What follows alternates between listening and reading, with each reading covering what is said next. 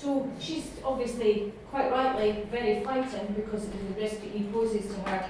So, in a very practical, logical, intelligent way, she finds a solution. Short sentence, he had to move out.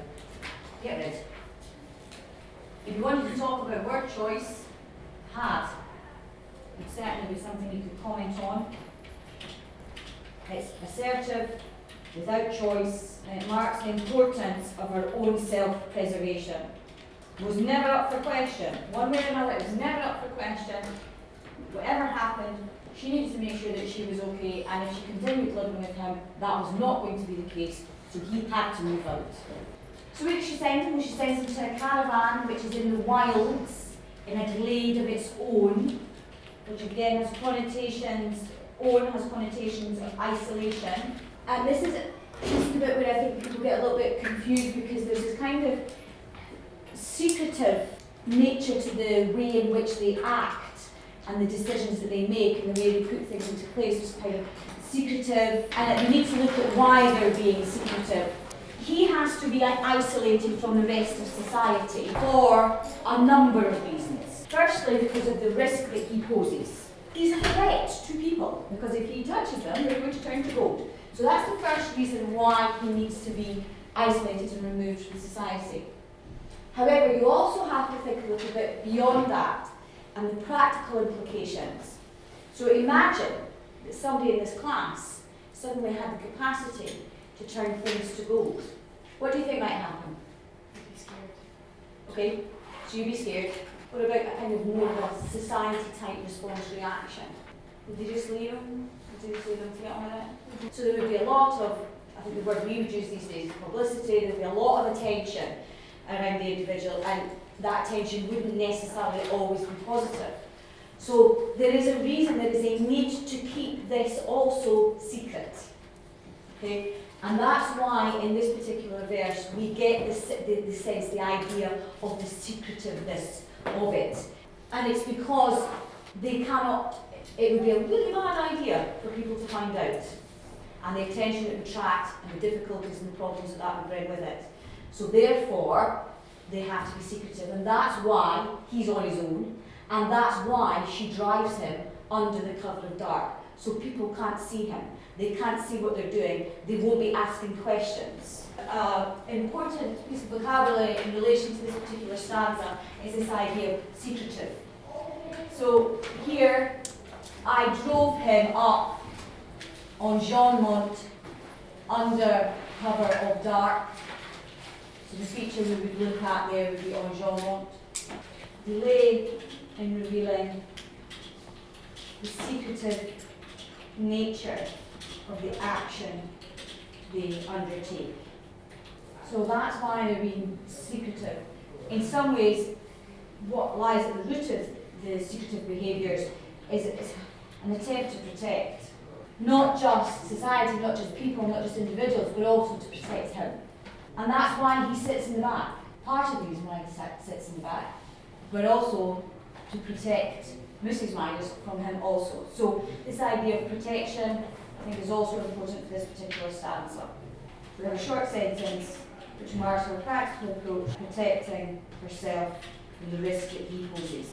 And then I came home, the woman who married the fool who wished for gold. She is defined by her husband, or she believes that she's defined by him. But we can see from the poem that that's simply not true. So I suppose it's the idea is that her reputation is being damaged because of her connection, her relationship to him. So if he's a fool, by implication, she is a fool. But we can see from this poem that she's not. She's clearly not a fool. He is, she's not. You know, that whole phrase, tarred with the same brush. And that's what clearly concerns her, that she's tarred with the same foolish brush that he's tarred with. But the poem clearly evidences to us that that's not the truth at all. She's actually pretty intelligent, very practical. So then she explains that at first she visited odd times, parking a good way off, then walking. So she hasn't just abandoned him. She hasn't just moved on with her life. There's this sense that she still has some kind of connection with him, there's still some kind of commitment there, some kind of attachment, and that's why she goes to visit him. But interestingly, the frequency with which she does that is marked in the parenthesis, and it's odd times. And that reveals the fact that there has been a change. Not absolute or complete, but certainly a change. So you knew you were getting close, golden trout on the grass. Put these two together and say we've got a series of short sentences. And this helps again us helps you to recognise and identify her tone.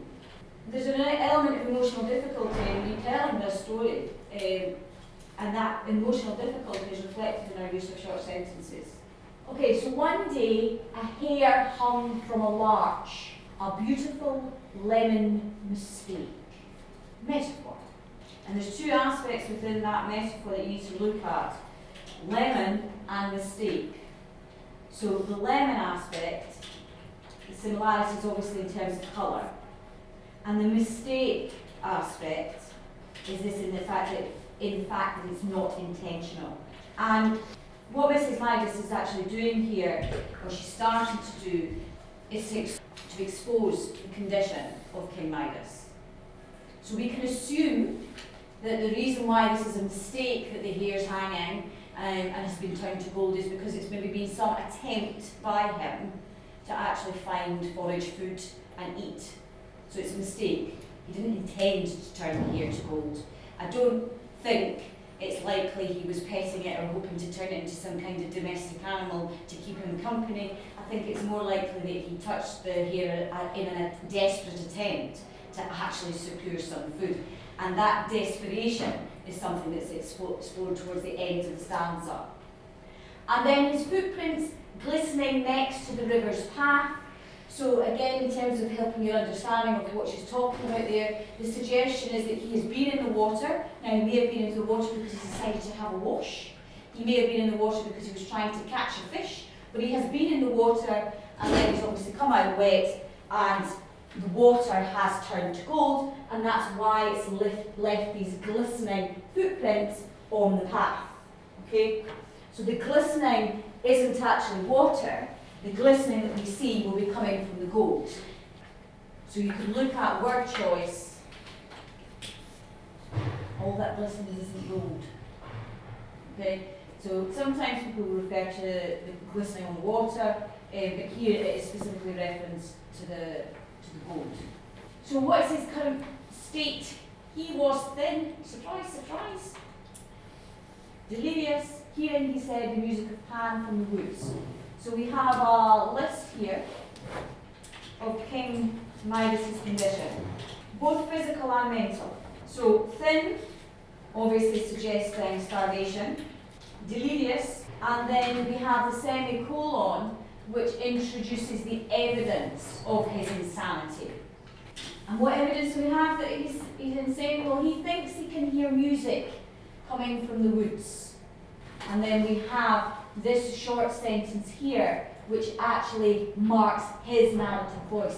That's him we hear. It's him that says, listen. And obviously the short aspect in the sentence is supposed to emphasise his insanity. That was the last straw.